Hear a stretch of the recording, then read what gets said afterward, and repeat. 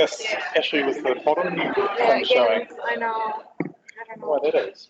Let's try this again. Are you still muted, or did you? I am muted. Yeah. All right.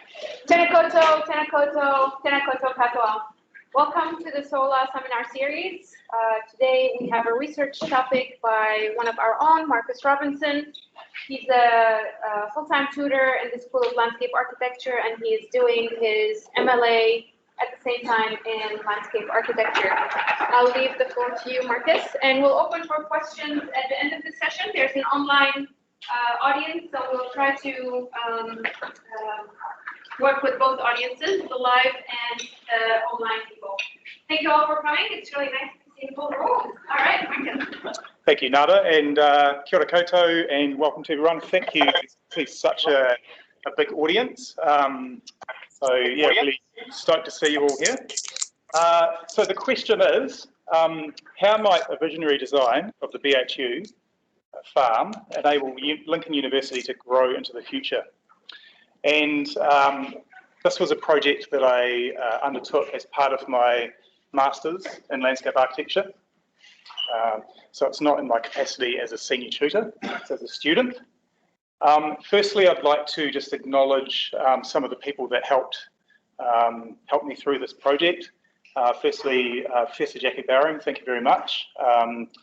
My supervisor, and Dr. Lloyd Carpenter, who provided cultural input into the project, and also Bill Martin, who's the project client from the BHU, who I believe is watching online. So thank you, Bill, and thank you to anyone else who provided input into this project also. So just a little summary of the approach to this project. Design is a research method that projects possible futures for a site, developing scenarios that emphasise innovation and lateral thinking. So it's interested in creating new knowledge through those methods. The proposal was developed in quite a rapid time frame, so a lot of it over the Christmas break. And it presents some very experimental and visionary concepts for the future, which haven't been workshopped with all stakeholder groups. So just a note that some of the ideas in here are subject to feasibility and land availability, and also any cultural concepts should really be initiated by and led by mana whenua, not by me. So just pointing that out before we begin. The presentation structure, we're going to start with a bit of an intro, and it's going to be fairly brief, and then it's going to move into some site analysis, so looking at what's there currently and what opportunities there might be in the site, and then projecting forward. A lot of the presentation will be looking at the proposal. So what is the BHU? Who here has been to the BHU before? Okay, and some of you work down there, but it's good to see we've got a few people that understand what it is. Just in terms of where it is, those of you who are present in D6, we're down here. If you walk down Farm Road, so out of this building and down that way, and you walk all the way down Farm Road, past the cricket oval here, you enter into the Lincoln Horticultural Research Area, and you'll pass the Arboretum here, and then eventually you'll kind of end up at the BHU Organic Training College and the Future Farming Centre, which is managed by the Biological Husbandry Organics Trust. Maybe if there's any information I present here that is incorrect, someone can jump in and say, hey, by the way, it's this. So, you know, as I said, it was quite a rapid time frame, and I may not have all my facts 100%. So also as part of this Biological Husbandry Organics Trust, there's the BHU farm, okay? And that's where this name of BHU came from, because it's the Biological Husbandry Unit, and it's 10 hectares of organically certified land down here, and there's a number of different groups using that land.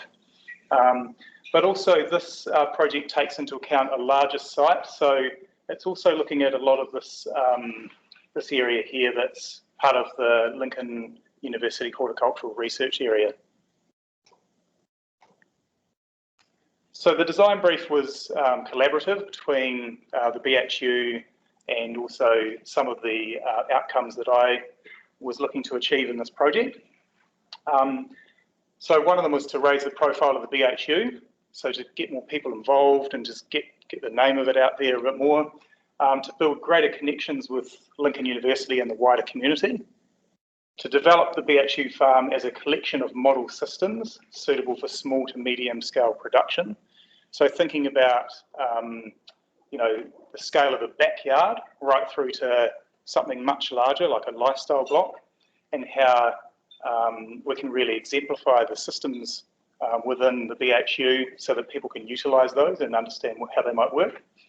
And also thinking about sustainability. So thinking about these different strands like social, for example, maybe education. So people that get educated on the BHU might then come back and help teach. Trying to gain some economic sustainability, environmental, and also cultural. So thinking about mātauranga Māori, so Māori knowledge, and also tikanga Māori. So the practices, those cultural practices, and how we bring those out in the site. So looking at site analysis. So this is sort of looking at what's there currently. Currently we've got the BHU, which we talked about earlier, and some of the interesting things that are happening down there.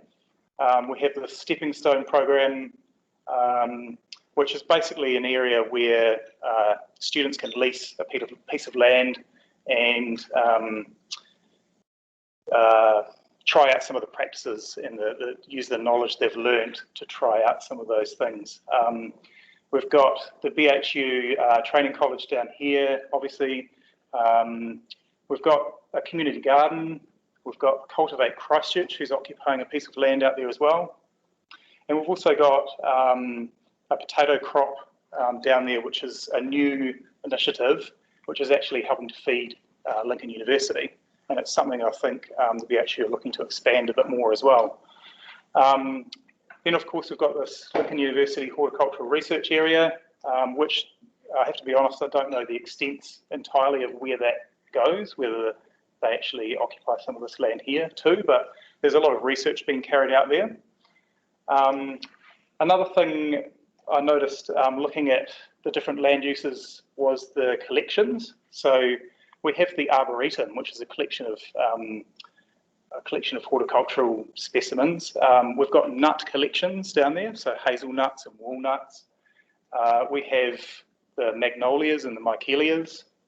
We've got the Brandenburg coppice, which is a collection of different coppice species that were used as a research resource. And we also have, I've just put this idea about soil value down here, as I guess we understand that this area here is has been organic for some 40 years. So really the level of the inputs that have been put on that land have been quite pure and organic. And so the soil value here is quite different from, say, the soil value down here, where we have a landfill, which may have some contamination issues, but I certainly haven't done too much research into that, but something that could be looked at further. And then as landscape architects, we're often thinking about what the experience might be, and we're trying to manipulate that in a certain way to make people engage with the landscape or have a certain type of experience in the landscape. One thing I was trying to look at was what is that experience currently, and how might we enhance that? So thinking about first arrival experience, especially if we're thinking about bringing more people down to the BHU. Currently, a lot of people enter the site through this gate on Farm Road, and I don't know how many people have been down there and seen this, but my first impression is that, you know, you've got this whopping great sign that says private property. So I never thought I could actually go down any further, even though the gate is open. So, you know, some of those perceptions aren't really very inviting for people. There's also these visual barriers. So there's quite tall poplar shelter belts and a lot of dense planting in certain areas, particularly around the entrance, that kind of give you those cues as well that you're not really welcome past this point. And then eventually you can't see it as you're walking down this road, but once you turn around the corner, you arrive at this quite small little arrival kind of courtyard where it looks more like it's an area for staff and students to have their lunch than for a visitor to kind of walk in. And then finally, if you want to actually go right down to the farm, you've got to follow this other trail that goes all the way down. There are a few signs and things that point you in the right direction, but you know, it's quite long-winded to get down to the BHU itself. So there's really some opportunities there on how we can actually make that more inviting for people. Another thing, another layer, kind of looking at the experiences, this openness and horizontality that you get with a lot of rural landscapes. So this is quite a large feature of most of the landscape down there, that you've got these shelter belts and these large fields for pasture and grazing and things like that. And I think the experience of being in the middle of one of those might be quite, you might feel quite exposed, and it might not feel that inviting because there's no real human scale there, as opposed to these other areas which really do have human scale. So especially down in the BHU, there's what I kind of called a series of large rooms. The scale of those is akin to like an urban square, so about 1:3 enclosure ratio. There's a lot of that going on down here, and then you get these corridors as well. There's the Donaghy shelter belt through here that has this kind of feeling, and also looking at the arboretum and the nut collections, you know, have that kind of feeling there. It feels quite inviting and interesting to walk through at a human scale level. And then down in the coppice is actually a nice little space that's been created for sitting around and talking, which is quite cool. So I guess the looking at these, I think to invite more people in and make it more interesting for people, really to try and create more of these kinds of spaces throughout, could be something that could be looked at. And then look, kind of summarising on the key themes as well, like looking at the site analysis. We've got a large amount of collections down there. So thinking about the arboretum, the magnolias and michelias, the Brandenburg coppice. We've got a number of wine grapes down there, and also a number of apple varieties and nut trees, and there's probably heaps of other things as well, but there's sort of this idea of collections that we could enhance. There's this idea of cycles, so growing and harvesting, there's nutrient cycles, carbon sequestration, water, the way that cycles, and then thinking about education and also university cycles. And this might seem a bit vague now, but as we go through, it'll become a bit clearer as to how we might use these themes to actually enhance the design. Thinking also about keeping things site-specific. So how do we, what are the cultural narratives, what are the cultural layers in the landscape that can be enhanced? Can we bring back more native flora and fauna that's, you know, context relevant? How does the climate impact the site, and also things like soil and water? So those are very, you know, context-related things.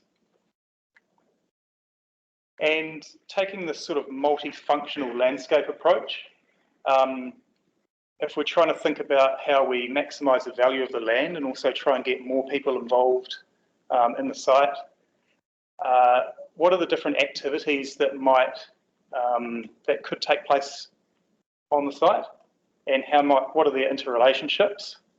So, you know, going from things like sports to things like observing. So I kind of separated, well, I kind of there's a gradient between food-related things and maybe more recreational-related things as well. You know, could we think about having more making on the site, like tying into that idea of the coppicing, and could we have dwelling on the site? You know, could people actually live down there? Tourism and other visits, you know, to do with the collections, and also thinking about the food system in its entirety. So looking at the current situation down at the BHU, there's a lot of emphasis on the food production, but you know, perhaps we could think about some of these other areas, consumption and the processing and how waste is dealt with as well, to really complete that system. And also how might teaching and research kind of feed into that more. So those are just some of the opportunities, I guess, moving forward that we could look at. So we're looking at the proposal now, and the way this is structured is kind of a series of layers that we can look at. The first one I've looked at is this goal from the BHU to develop the farm as a collection of model systems suitable for small to medium scale production. And looking at the current situation, we talked about small scale being sort of the hand scale, and medium scale sort of moving up into sort of the tractor scale. So this was based on some conversations I had with Bill Martin.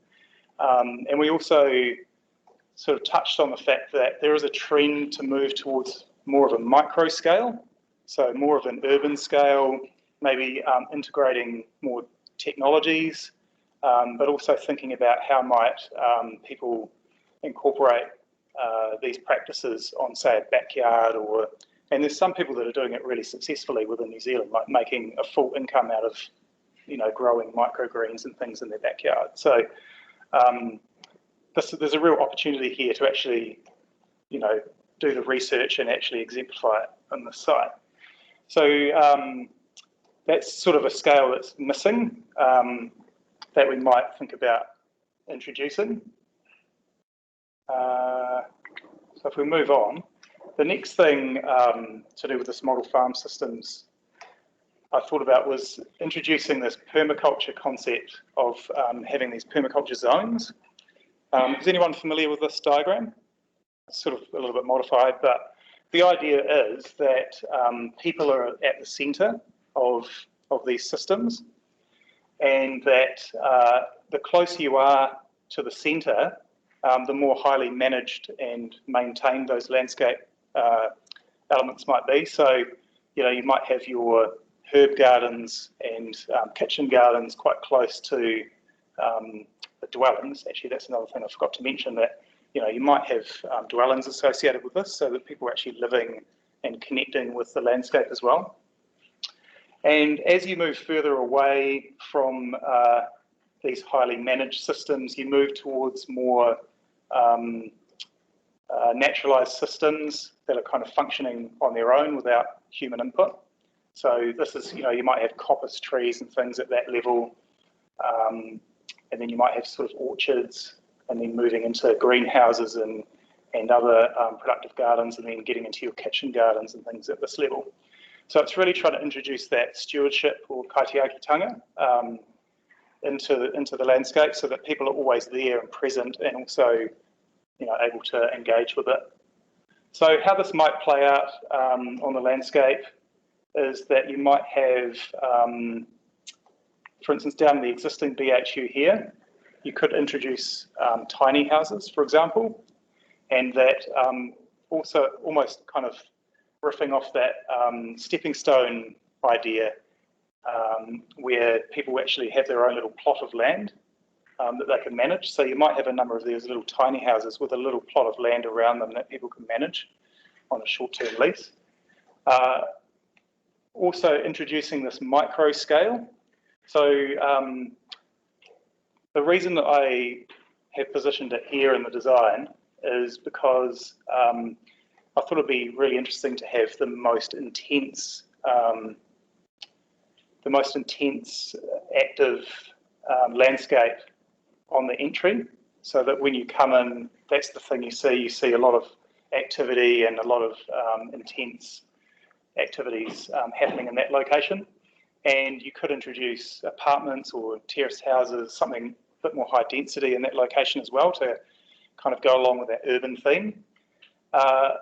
And also thinking about that medium scale, or where you start moving towards more tractor scale farming techniques.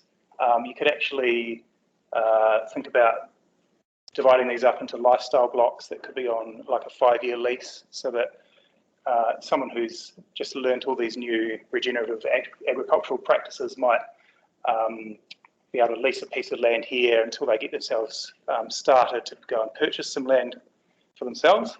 So it's really also thinking about that current crisis that we've got of housing affordability, and trying to tackle some of those issues so that students can actually go and have the opportunity to do some of these things the way that they want to do it as well. Actually, one other thing on this plan here was having this transect cutting through these different scale systems. So a visitor could clearly see, along one route, these 3 different systems working.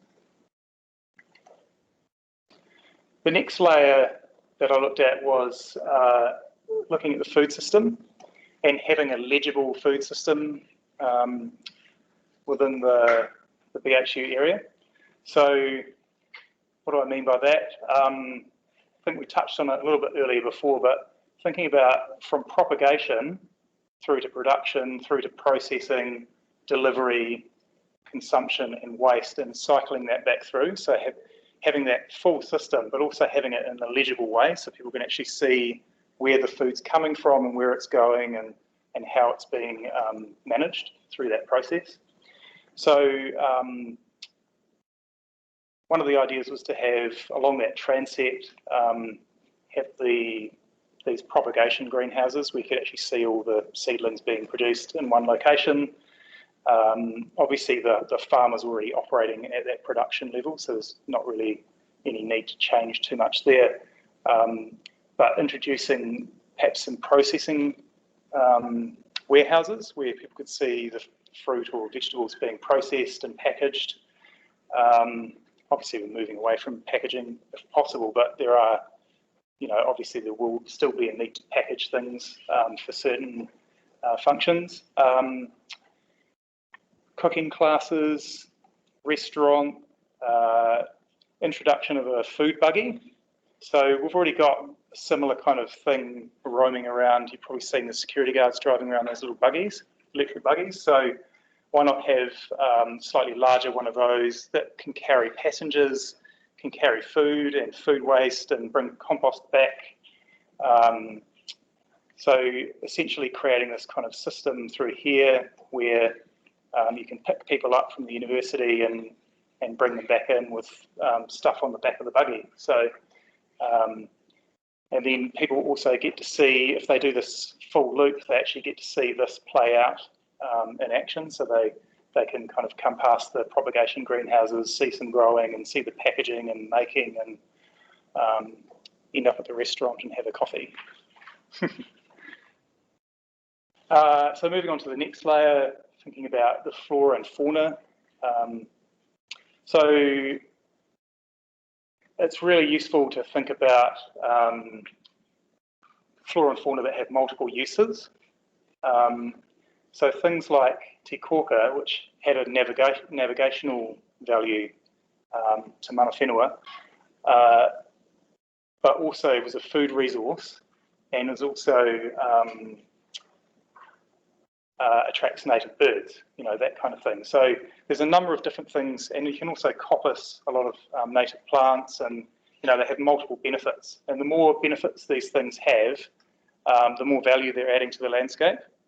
So actually really thinking about what are those elements that provide multiple values. Trying to introduce natural systems, so creating natural habitats to support perhaps some endangered species that might then be farmed, or bringing in indicator species. So Koda the freshwater crayfish doesn't exist unless the habitats, unless the water quality is clean enough. So, and then everyone likes good poo grub on the barbecue. So, yeah, just trying to introduce some of these natural flora and fauna, introduce some indigenous practices, and, you know, create a point of difference. So it's not just conventional farming.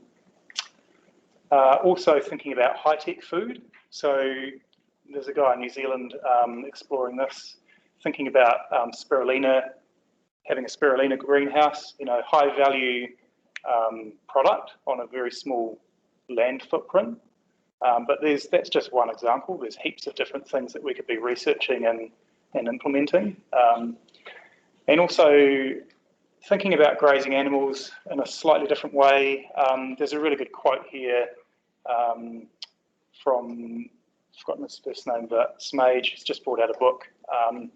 The inefficiency of livestock looms large in the modern case against meat, but it's actually their efficiency as farmhands that justifies their presence on the traditional low energy holding. So what he's talking about there is obviously meat and meat producing animals being quite demonized recently with the influx of the vegan kind of movement, I guess is what I'm trying to say. But actually, if you imagine these things as having those multiple benefits, thinking about grazing, thinking about nutrient cycling, manure, compost, all of those kinds of things, instead of having to kind of mow all the grass, and, you know, there's a number of different benefits that we should be considering, not just saying meat's bad, so let's just do this horticulture thing. So, yeah. Another layer we're thinking about is landscape ecology. So this is quite a common thing for us landscape architects to think about.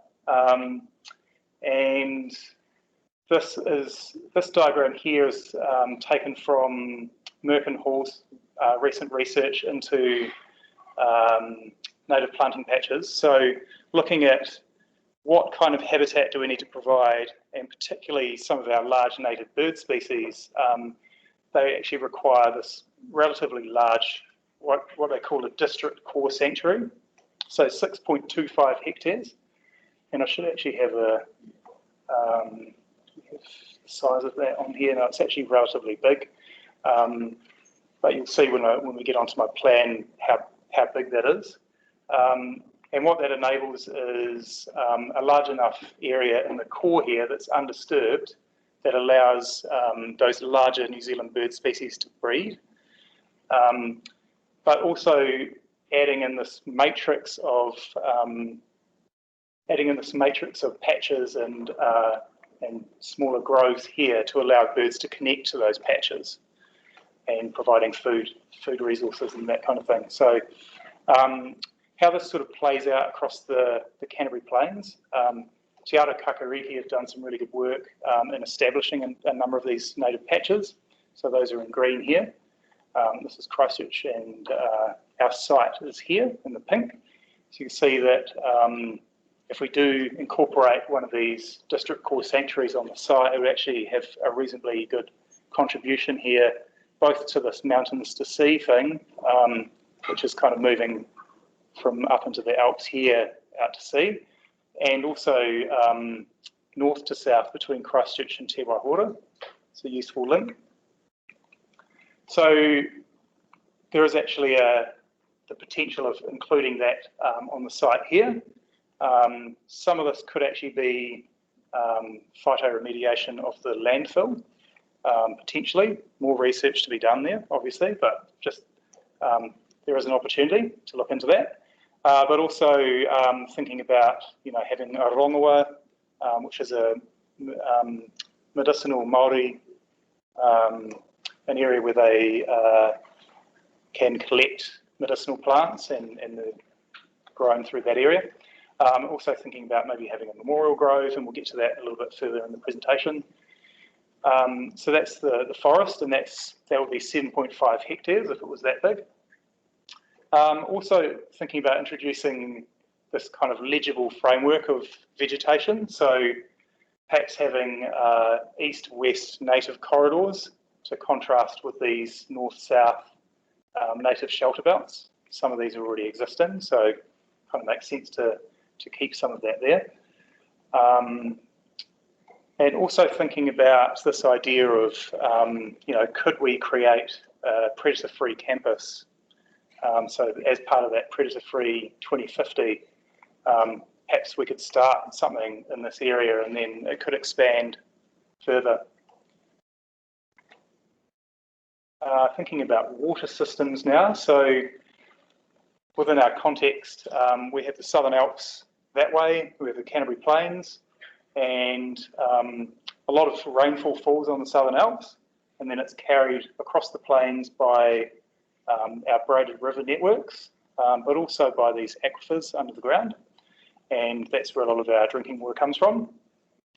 Also, in this particular location, a lot of springs are popping up. So you'll notice, we've got Springs Road, we've got Liffey Springs. There's, if you actually look into it, there's quite a lot of springs around this area. And is there potentially a spring nearby our site, or something to be investigated? I'm not sure there is, but it's certainly thinking about what are our water sources on the site, but also thinking about how might we connect into these existing water channels. So some of the species, some of the native species actually require, they need to connect out to the sea to survive. So for instance, the tuna, some of the native eels need to actually, they go and spawn in the Pacific and then come all the way back. So, those connections are really important. So thinking about how that might play out on our site, this idea of water recycling and water reuse is really important. So how can we make that water do the biggest job it can do, so rather than just using it once and letting it disappear.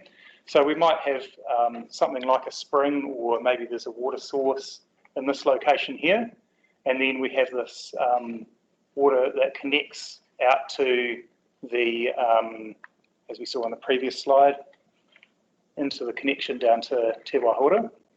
Now, I've just got to point out that I'm not totally certain on the levels and how that might work, but I see that Vedeco Park has pretty much made that impossible by covering over any of the, because there is actually a water channel that comes down somewhere through here. But we might think about how that might happen in the future, and also thinking about how we might recycle that water. So there'll be rainwater that we can collect. There's going to be grey water that we can reuse, and reuse that for irrigation and other purposes. One of the kind of radical ideas I had was thinking about introducing a natural swimming pool at this location, and it could be filtered by aquatic plants and animals, so around the periphery, and it could also be an indication of environmental health. So we'll see the proposal for that as we move through the presentation. Another layer, a kind of more cultural layer we can look at is Matariki. So this is a traditional Māori celebration, and it's timed with the rising of a cluster of stars, usually in June, early to mid-June, I think it is.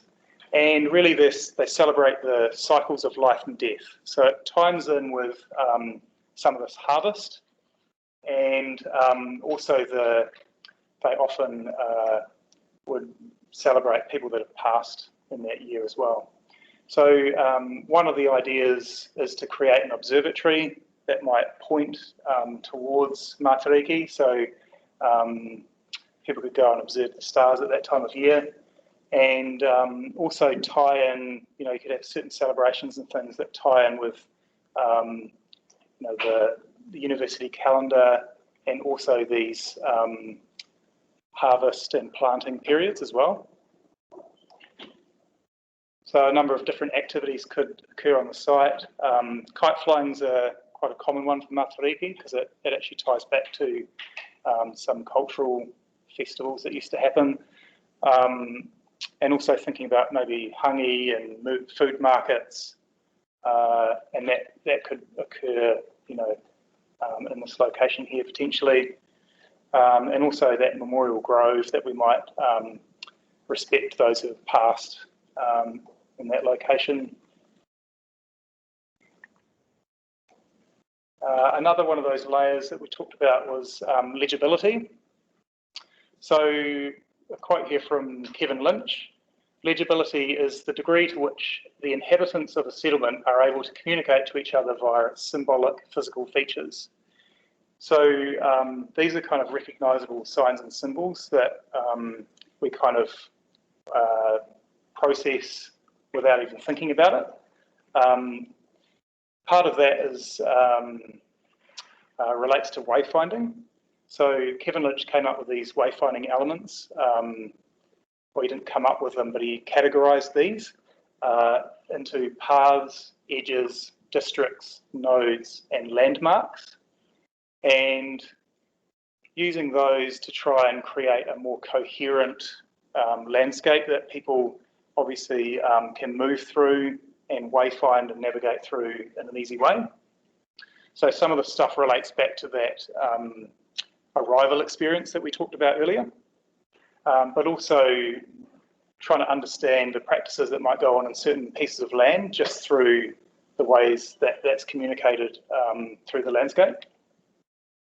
So looking at the landmarks, the current landmark, you could argue one of the main ones would be the cluster of buildings on the BHU, but the proposal could take into account like another one on the axis of Farm Road, and one idea is to create this observatory that's really clearly visible, but also create this waharoa or a gateway through into the site. So once you move through that space, you know you've entered something slightly different.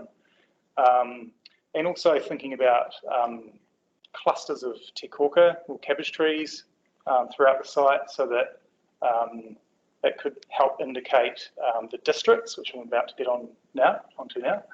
So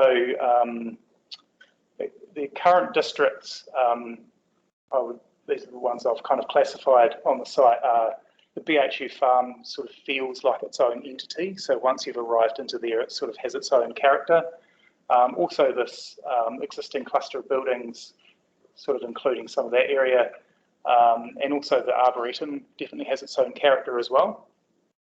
And one of the ideas for the proposal is to have this micro farm hub that we sort of talked about, this micro scale farming system, introducing this making zone through here that would have a making hub and then a making zone over here. And I'll get into the detail of that in a minute. And then obviously the BHU farm's going to remain as it is currently. We might have these lifestyle lots up here. And then this expansion area where some of these zones might need to get bigger in the future. So some of that could push into these areas. And obviously this native forest feels quite different in character to those other areas. Paths and nodes. So there are some more informal paths throughout this area here, but the main ones that I identified were this entrance off Farm Road, this major one here that has a gateway at that point too, and there's a few pathways through the BHU. Some of the BHU people probably know that there's a few extra ones, I'm not sure, but really there's only really two nodes, or there is kind of a node there I guess as well, but it's not very inviting as we saw with the signage. So the idea would be to create these additional nodes, and a node is basically just a transition point along a path.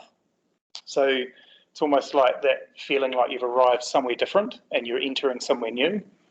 And those could be achieved in a number of ways, through the ground plane or through those cabbage trees, the te koka that we talked about as signifiers.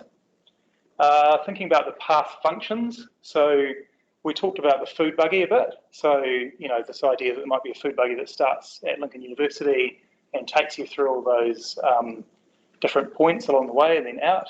That there might be a number of pedestrian and cycle paths throughout the BHU. So actually trying to create a lot more permeability through the landscape and sort of linking into this potential future rail trail that was outlined in the Lincoln Landscape Master Plan.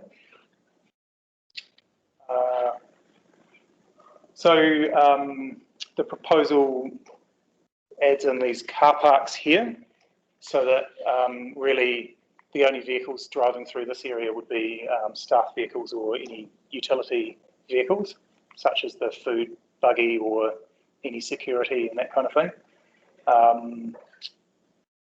Public access, so the idea would be that anyone can kind of roam anywhere, except at after hours they might have some sort of security just to make sure people didn't go and do things they shouldn't be doing. So but you might have still some connections, some well-lit connections through the site, for instance, along this transect and maybe out through here, just so that people can still move through the space after hours if they need to. And, you know, each of those pathways might have a slightly different character, from more of an urban character in this area through to something a bit more naturalised, through these woodland walks, which is into this forest area, or, you know, maybe a little bit more constructed through this transect. So this is sort of the master plan, I guess you would call it. So I guess looking at native forest area, arboretum, which hasn't changed dramatically. This making zone, which is supporting a lot of the activities around here, and also this making hub, where we might have these warehouses with, you know, tiny house building going on and some packing and distribution and that sort of thing. We might have some accommodation into this area and this micro farm hub into this area here, the lifestyle blocks, and yeah, some of the tiny houses within the BHU farm through here. So, oh yeah, before I zoom to that, we're going to zoom into this area and we're going to look at an exploded isometric, just so we know what we're looking at. So on the ground plane, looking at the spring that we talked about, or maybe just a water source, flowing into this natural swimming pool, and maybe then some aquaculture and some micro-scale agriculture into this area. We could have a market lawn out the front here with this arrival square so that, you know, people arriving to this location, there's a bit of activity going on and they can sort of see into here. At the next level, we might have some training studios and some apartments above it, the pool facilities, and also thinking about maybe having a kitchen and a restaurant alongside this observatory. And then at the upper floor, having this raised deck, which is on access to Matariki, and this observation deck where you can actually view the stars. And an artist's impression of what that might look like.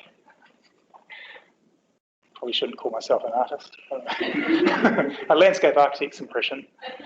So, you know, you might have a natural swimming pool in here with filtered by some native flora, and you might have some native crayfish and eels and stuff floating around on the outside of that. So it could be really interesting. Some aquaculture and greenhouses and, yeah, something kind of interesting. So just to summarise, because we talked about those key themes earlier on, and really a lot of this sort of ties back into those key themes of diverse collections. So just building upon those things that the site already has, you know, could we turn some of that into tourist attraction and get people visiting?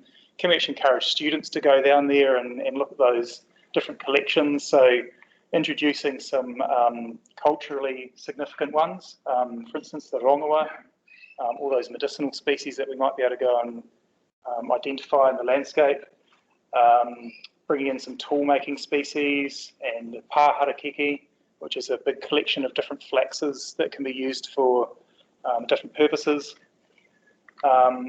Thinking about how we might be more site-specific, so bringing in more native flora and fauna, more local and cultural relevance, the waharoa as a gateway into the site, using Matariki as a sort of overlay to actually have events down there,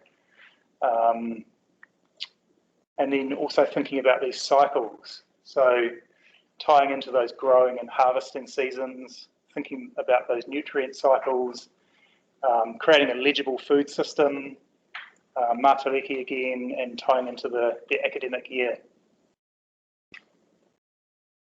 Some of the references I used for this project.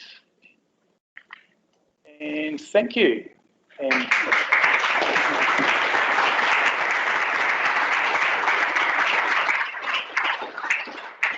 you, Marcus.